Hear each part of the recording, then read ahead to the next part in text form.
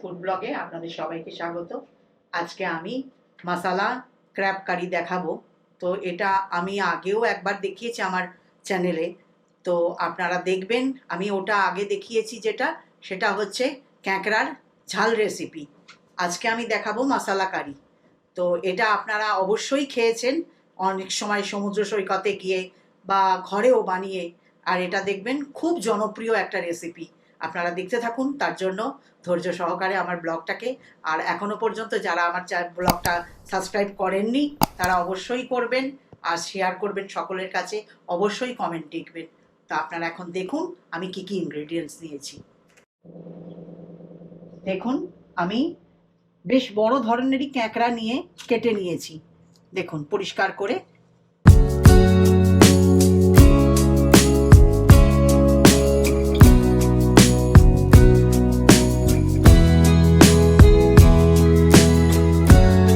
এখন আমি দেখুন এইগুলো তো কাটাই আছে, কোনো অসুবিধা নেই।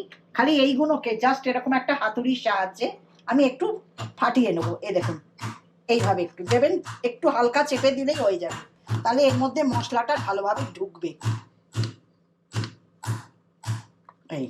এইভাবে একটু ফাটিয়ে নিতে হবে।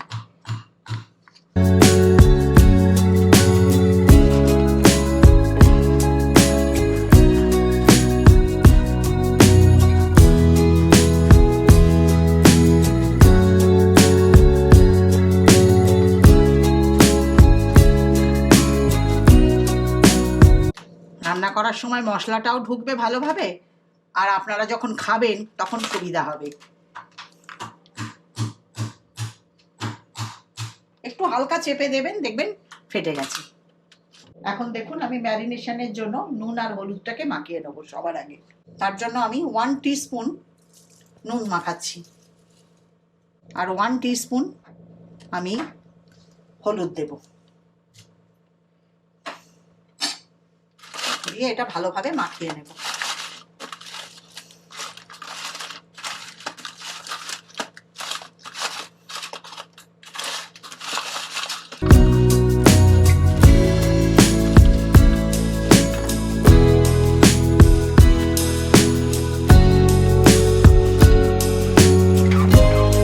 এখন আমি দেখুন 3 টেবিল স্পুনের মতন সর্ষের তেল দিচ্ছি এর মধ্যে, দিয়ে তেলটা ভালোভাবে গরম হোক।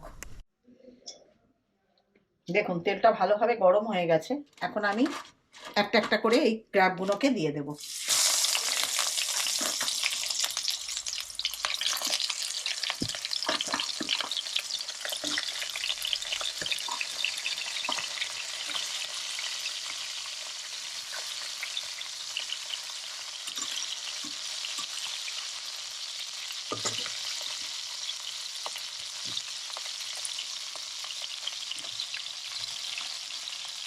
এগুলো একটু ভালোভাবে ভেজে নেব আমি।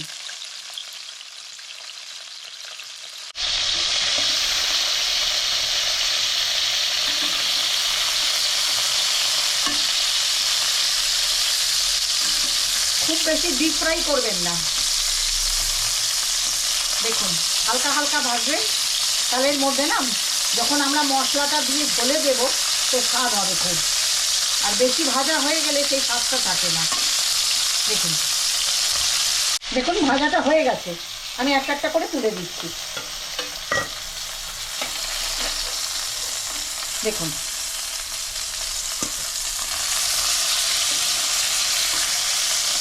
এই দেখুন, ঠিক এতটা ভাজবেন।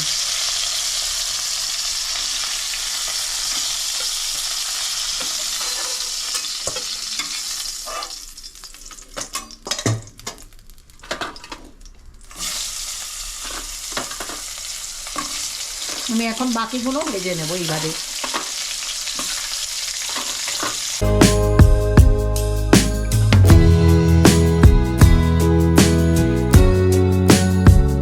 দেখুন সবকটা ক্যাঁকড়া আমার ভাজা হয়ে গেছে। এখন আমি আপনাদের দেখিয়ে দিই, এর মধ্যে আমি 2টো শুকনো লঙ্কা আর 3টে তেজপাতা, আর তার আগে আমি বলে দিই আমি 2 টেবিল স্পুন সর্ষের তেল এর মধ্যে আরও দিয়েছি, অ্যাড করেছি। আর এর মধ্যে আমি 1 টিস্পুন দেখুন জিরে, গোটা জিরে, এটা ফোড়নে দিয়ে দেব। এটা খুবই ইজি রেসিপি। যেরকম আপনি মাছের ঝাল বানান বা গরম মশলা দিয়ে মানে যে বানান সেরকমই খেতে, এটা মাংসর মতন যেরকম মাংস বানান। আর এগুলো আমি দুটো আলু নিয়ে বড় বড় দেখুন এরমভাবে ডুমো ডুমো করে কেটেছি, কেটে এখন এটা ভেজে নেব।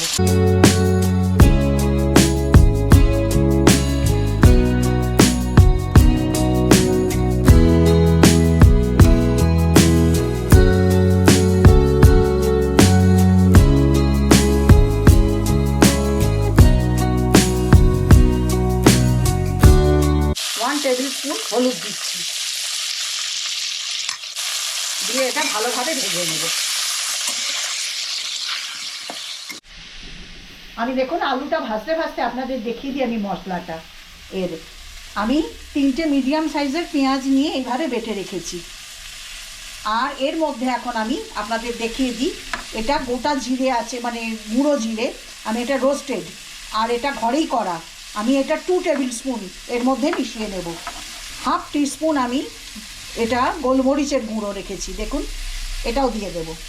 সব এক জায়গায় নিয়ে মশলাটাকে বানিয়ে রাখছি।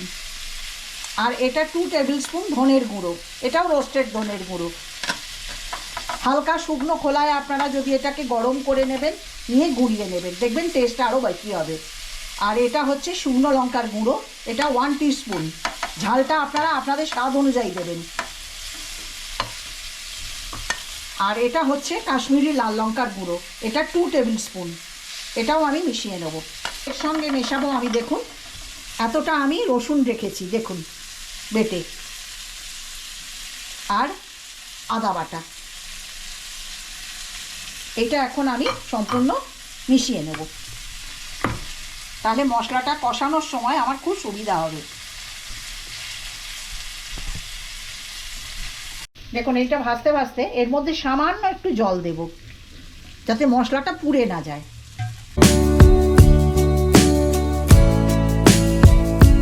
যেহেতু এটা মশলা কারি, দেখুন সামান্য সামান্য জল দেবো, যতটা লাগবে। একবারে সম্পূর্ণ দিয়ে দেবেন না, পেঁয়াজটা আমাদের কষতে হবে।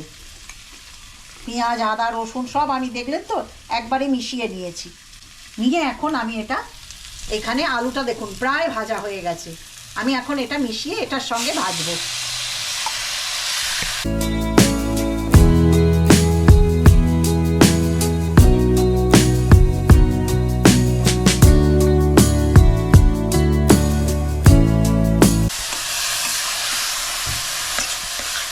দিয়ে এই জলটা আমি মেশাবো, মিশিয়ে এটা ঢাকা দিয়ে এটা কষতে থাকবো যতক্ষণ না তেল ছাড়বে।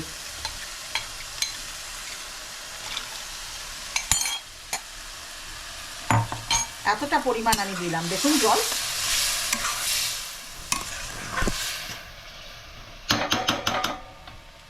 দিয়ে এরকম একটা ঢাকা দিয়ে দেবো আমি কিছুক্ষণের জন্য, দেখুন তেলটা যাতে ছেড়ে যায়।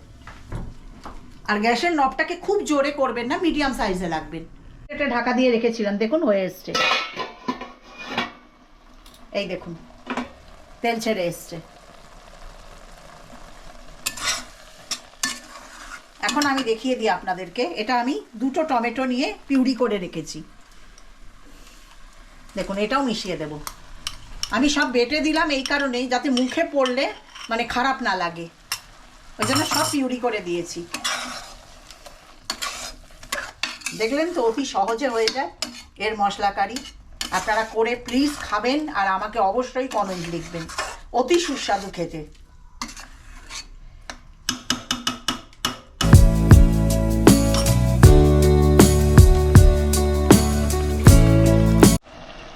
দেখুন টমেটোটাও মিশিয়ে দিয়েছি, এখন আমি এর মধ্যে জল মিশিয়ে দেব, দিয়ে কিছুক্ষণ ঢাকা দিয়ে রেখে দেব।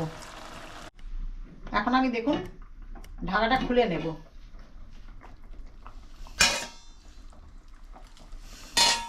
পাঁচ মিনিট হয়ে গেছে আরও। এখন আমি এর মধ্যে ক্র্যাবটাকে মিশিয়ে দেব, দেখিয়ে দিই আপনাদের। আলুটা অলমোস্ট হয়ে গেছে, দেখুন আলুটা, এই দেখুন।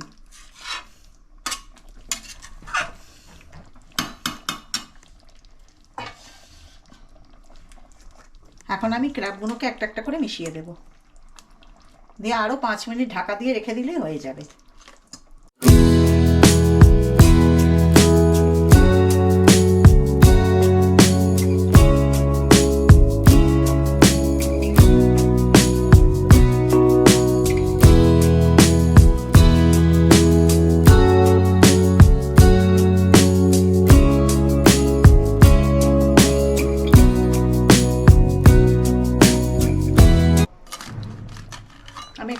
বারোই রেখেছি।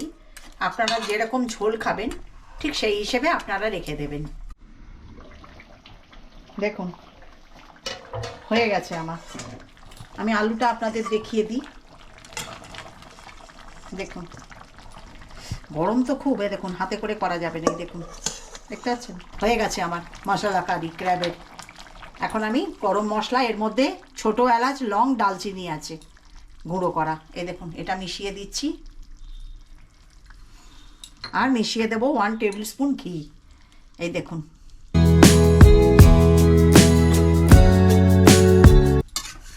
আপনাদের দেখাই, এই দেখুন কি সুন্দর কালার হয়েছে, দেখেছেন? দেখুন, আর আপনারা এইভাবে বানাবেন আশা করি। আর আপনারা দেখে যদি ভালো লাগে তো কমেন্ট অবশ্যই করবেন, আর অবশ্যই সাবস্ক্রাইব করবেন। এইভাবে দেখতে থাকুন আর আমাকে সাপোর্ট করতে থাকুন।